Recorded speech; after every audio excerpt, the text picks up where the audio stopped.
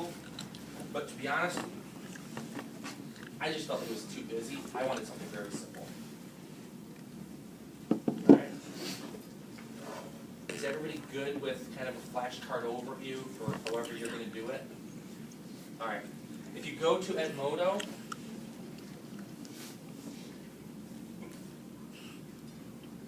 if you look on our page, I've now uploaded.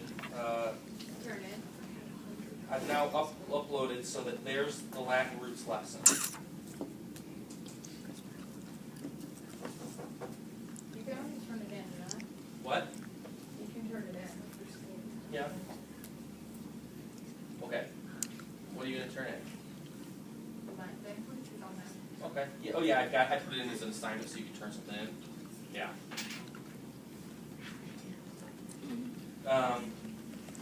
So anyways, is everybody good with Latin roots? Can I move on? Everybody good with Edmodo?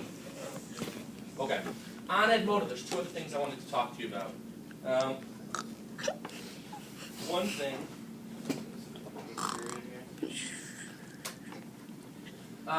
Kleenex, I know it's silly, it's really annoying, it drives me nuts that I have to waste my time talking about Kleenex.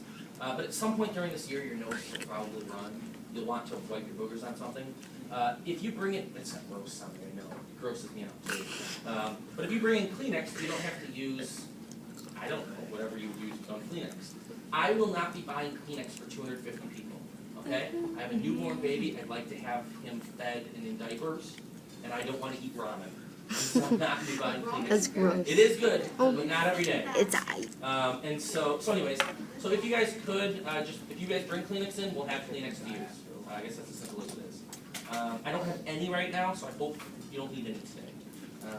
But if you bring them in, just hand us my box of Kleenex. And then I'll, if anything, I'll probably give you a sticker. I have stickers for people I like, and you can help me out. So, if you buy candy for this, I'll give you something. I want this sticker. More bubbles. Yeah. I don't think he likes Yeah. Oh yeah. Okay, long-term and short-term goals, we're getting there. Homework. The three long terms and short terms. Fuck man. Alright. Oh, Up on here is object speech. Okay? Your first assignment, actually technically it's your second assignment, is an object speech. Think of it as the high school equivalent to an old school show and tell. You need to pick out a single object that you think represents you as an individual best. You need to bring in an object and in 1 to 2 minutes tell us what it is and why it is important to you. Make sure that you pay special attention to what everyone else is bringing in, because there will be an opportunity for you to show off all that you learned and remember. It's a little too late. Alright, let's see. How do you do that? What do you do? Short term, So here we go. Let's get acquainted a bit. Who are you? What object best represents you? Why? What elements of your personality does it highlight? What about yourself do you want to reveal to us? In a 1 to 2 minute talk, you're to tell the class how and why a particular object best represents you. You must give at least 2 reasons why it symbolizes you, and include some type of story or anecdote or illustration. Here's how I'm grading you. You'll get 2 points just if you brought your object. Okay, so stay prepared. I'm going to do one for you so that you see it. I brought an object. All right, I brought a little mini guitar. I would get 2 points just for having this in the room. Okay, I'm almost at the 10%. If you're within your time limit, now I have a confession. I screwed up. It says 1 to 3 minutes. It used to be 1 to 3. I changed it to 1 to 2 because there's so many people in here we would never finish if we had 3 minutes. So you have 1 to 2 minutes for this speech. You need 2 reasons why it symbolizes you. You need to tell a story or an anecdote, which is kind of a story with a point or an illustration, to help us learn more about you. Your excitement or your enthusiasm, your eye contact, your gestures, your posture, that stuff matters. And finally, your voice. All right?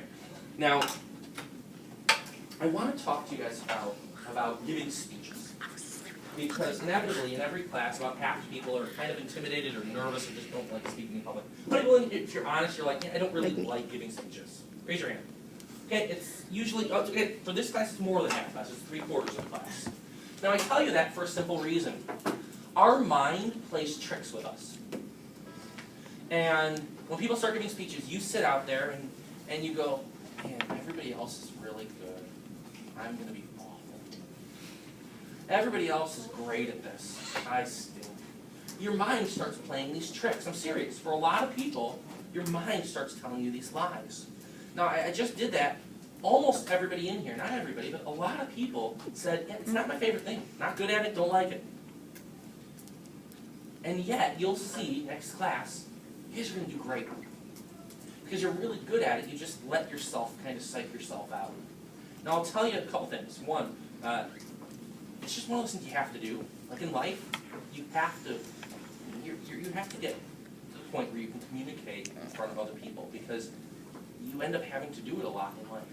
No matter what your job is, whatever you grow up to do, you're going to have to do it in some way. Maybe you'll be the boss, maybe you'll work for the boss and have to talk to the boss, maybe you'll be in sales and have to talk to customers. I don't know what you're going to have to do in your life, but you're going to have to be able to speak in front of other people and to other people. And so I'm going to help you with that in a very safe way, meaning we are not going to make fun of you. We're not going to laugh at you. We're not going to be happy if you make a mistake. It's a very safe environment, and I will enforce that because I can, because I've got a grade attached to it. So you're going to get a grade for what you do, but you're also going to get a grade for how you act when you're in the audience. And it's the same grade. Meaning you can get up here, you can be awesome, you can get like 23 out of 25. Then you can go back out and you can be goofing around and not paying attention to other people's speech, and I'm going to give you a 0 for your speech. You're like, whoa, that's not fair. And I'm like, well, think about it. You're going to listen to 30 speeches. You're going to give one of them. Which is the more important skill? Your listening skills or your speaking skills? And so in my book, I link them both. Now I make it simple by not having it 2 separate grades, because I don't want you to get up here and give a speech and then to go out there and be a total moron, because I don't want to have to give you 150 or a 0 and then you get a 50. I'm just going to say, no, if you're screwing up, you've screwed up with other people. You know, you don't deserve any points, so I'm just going to give you a 0. Now, there's people every year that get 0s, all right? And so it's not going to be like the first, and you're going to be like, oh my gosh, I can't believe you did that, because I told you, I've done it in the past, and I'll keep doing it. But I don't want you to freak out. I'm not sitting out there wasting my time looking at people listening, okay? If you're doing the right thing, you're not going to jump out to me, because I'm trying to do my best to pay attention to the speaker. But if you're doing something that's distracting me, I know you're really distracting the speaker. Does that make sense? Now, I've been trained how to do this. I've taken a lot of classes in college and grad school, and I've taught for a number of years. I'm used to it. And so when people are out there and they're doing stupid things, you know, they're playing around in their bag, or they're playing on their iPad, or you know, they're doodling, or they're putting their head down, or all those things we do, we're tearing papers up, rolling and spinning pens. I mean, all things that people are doing right now. Those are distractions to me. But I intentionally just try to block it out, because I don't want what I'm doing to suffer for everybody else in the room. But it's not fair to someone who, they haven't been trained and they're new at this. They shouldn't have to deal with those distractions. You shouldn't have to deal with those distractions. And if people are doing things and that distracts you, that's not really fair to you. And so that's why I hold everybody accountable. Does everybody understand that? Yep. It's a symbiotic relationship. Who knows what that means? Symbiotic. Morgan? They work together. You need each other. For example, when Zoe is up here speaking, okay, she needs you guys to pay attention so she can do her best. Likewise, when you come up, she will pay attention to you so you can do your best. You need each other. Does that make sense? All right. That's the way it works in speeches. You need someone to get up in front, and you need an audience. Otherwise, it kind of breaks down. And so I grade you for all of the above. Next. This is actually really funny. Last period was awesome. The period before, they were awful. So let me use them as an example. I got up here and I gave this like sample speech. And at the end of mine, last period, they all clapped. And even for me, an experienced speaker, it made me feel a little bit better. 2 classes ago, I gave my speech, and at the end, everybody just stared at me. And it was really kind of awkward. And I was like, I've been doing this a long time, and you're even creeping me out. Please, like, do something. Clap. And then they were like, and I was like, awesome, thank you guys. That makes me feel awesome. So I'm going to make it so that when you're giving your speeches, okay, when you're walking to the front of the class, everybody's going to clap. Because otherwise you like walk and you're like everything's magnified, and like you move, you hit a desk, and you're like, oh my gosh, that was so loud. So we're not going to worry about that. We're just going to clap. And so when you're coming to the front of the room, when everybody's coming to the front of the room, we're going to clap. And we're not going to do that clap where there's like 2 guys who think they're awesome, and at the end, like everybody claps, and then one guy's like, and then the other guy's like, and then it's annoying and it wastes time, and it drives us all nuts, but we pretend it's funny. My brother. What up? So. I am, but I have my physical. Oh. I'll come back afterwards. That too. Okay. All right. Cool. Okay. Thank you. Where were we? Oh yeah, the awkward guys who think they're funny. It's not funny, and so I'm helping you out. It annoys people, and then especially the person in the front of the room, it's just awkward for them. Because they're like, do I start, do I not? These two guys think they're funny. And so I'm just going to give you a 0, okay? So just so you know, okay, if you're that guy, just a 0. And I say guy because most of the time it is guys. I don't know why, but for some reason in their world, in your world, some guys think that's funny. It's not. It's wasting everybody's time. So skip it. All right. But we're all going to clap when you're coming up, and when you're done, we're going to clap while you're walking back. There's no awkwardness then. All right. Let me think if there's any other mandates that I have. We're all going to pay attention. For these, you're not taking notes, so you're just going to be watching. You're going to have eye contact. If you're doing anything else, it's a distraction. Don't do it. All right. So an object speech. All right. I'm gonna demonstrate one for you. And this, I mean, I'm kind of winging it, but I've done it a couple times today, so I'm gonna try and make it a little different so that I'm not bored. All right. Here we go.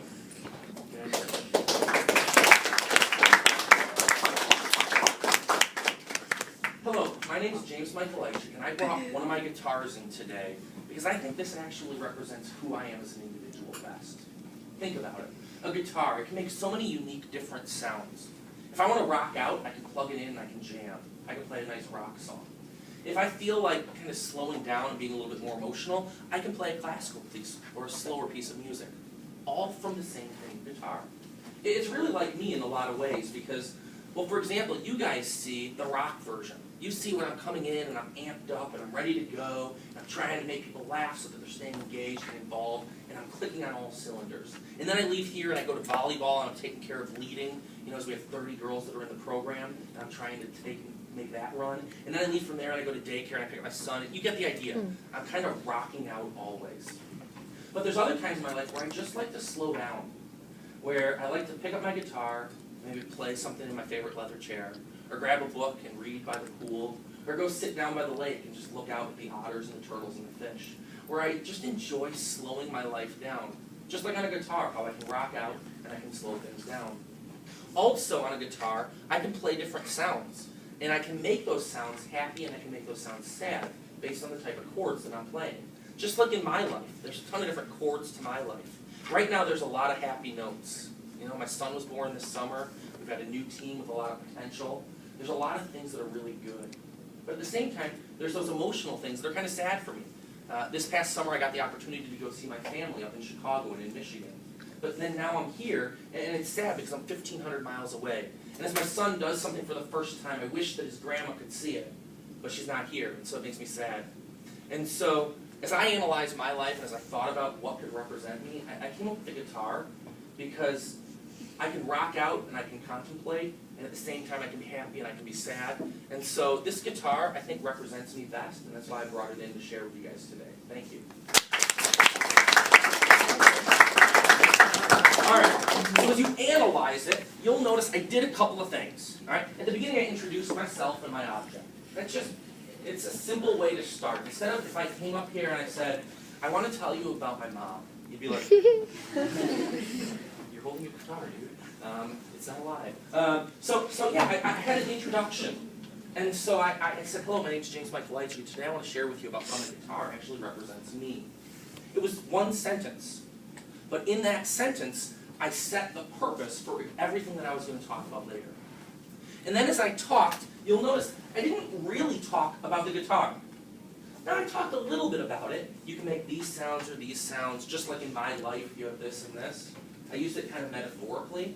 But I didn't get up here and say, the guitar has 6 strings, E, A, D, G, B, E. This is a Washburn.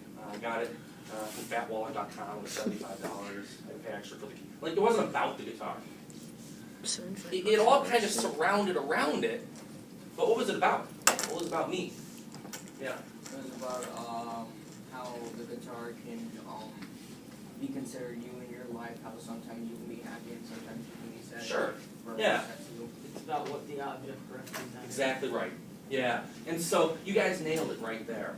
So you have an object. Truthfully, the object is to make it easier for you.